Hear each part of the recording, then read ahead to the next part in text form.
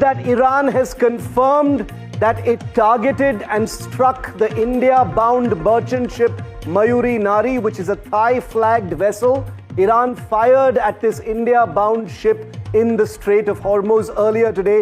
Dramatic pictures of the ship on fire, bruised and battered after an Iranian missile or drone smashed into the ship while it was near the Strait of Hormuz. The ship had originated from Dubai and was headed towards India when Iran attacked it in the Strait of Hormuz. This Thai vessel was debilitated. 20 people have been rescued, but 3 sailors continue to be missing. It was on its way to Alang in Gujarat from Dubai.